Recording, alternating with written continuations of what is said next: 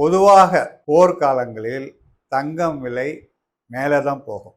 ஏன்னா தங்கம் மீது செய்யப்படுகின்ற முதலீடு என்பது பாதுகாப்பான முதலீடு என்று கருதப்படுகிறது.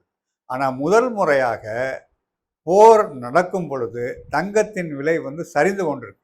இதுவரைக்கும் இப்படி நடந்ததே இல்லை. இதுதான் இப்படி முதல் தடவை என்று ஆய்வாளர்கள், பொருளாதார வல்லுநர்கள் சொல்கிறாங்க. அதற்கு என்ன காரணம் என்று சொன்னால், தங்கத்தின் விலை டாலரோடு தொடர்புடையது.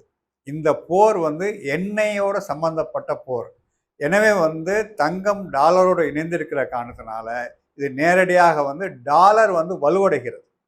டாலர் மேலே போகுது. அதனால தான் இந்திய ரூபாயும் சரிகிறது இன்னைக்கு.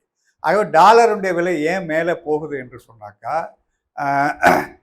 இந்த போர் காரணமாக எண்ணெய் விலைகள் உயருது. எண்ணெய் விலைகள் உயரும் பொழுது பணவீக்கம் உயர்கிறது.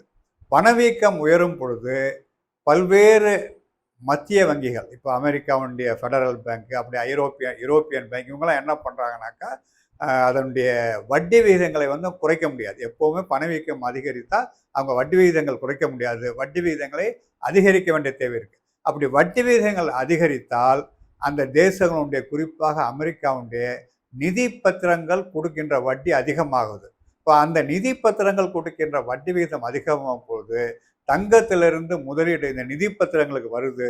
ஆகவே தங்கம் வாங்குவது என்பது குறைகிறது.